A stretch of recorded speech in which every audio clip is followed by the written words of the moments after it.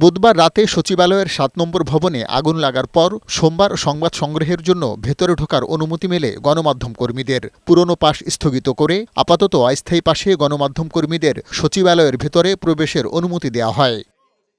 আগুন লাগার পর থেকে ভিজিটরদের প্রবেশাধিকার সীমিত করায় অন্যান্য দিনের তুলনায় সচিবালয় ছিল অনেকটাই ফাঁকা। বিভিন্ন ভবনে নিয়মিত কাজ চললেও আগুন লাগা ৭ নম্বর ভবনটিকে পুলিশি পাহারায় রাখা হয়। আগুনে ক্ষয়ক্ষতির বিষয়ে ৭ নম্বর ভবনটির নিরাপত্তার কাজে নিয়োজিত গণপূর্ত বিভাগের উপসহকারী প্রকৌশলী জানান, বাইরে থেকে বোঝা না গেলেও আগুনে প্রতিটি ফ্লোরের ব্যাপক ক্ষতি হয়েছে।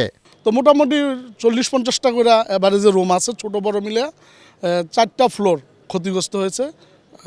কোথাও একদম পরিপূর্ণ, কোথাও আংশিক মিলে ক্ষতিগ্রস্ত হয়েছে। এদিকে সচিবালয়ে আগুন লাগার ঘটনার প্রাথমিক তদন্তের প্রতিবেদন সোমবার প্রধান উপদেষ্টার কাছে জমা দেওয়ার কথা থাকলেও এজন্য আরও একদিন সময় পাচ্ছেন তদন্ত কমিটি।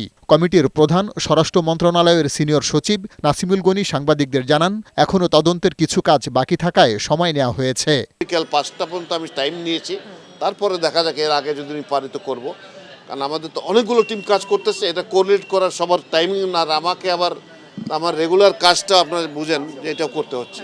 আগুন লাগার প্রকৃত কারণ অনুসন্ধানে দেশে তেমন সুব্যবস্থা না থাকায় আলামত বিদেশে পাঠানো হবে বলেও জানান প্রধান তদন্ত কর্মকর্তা। পার্থ রহমান, বৈশাখী সংবাদ, ঢাকা।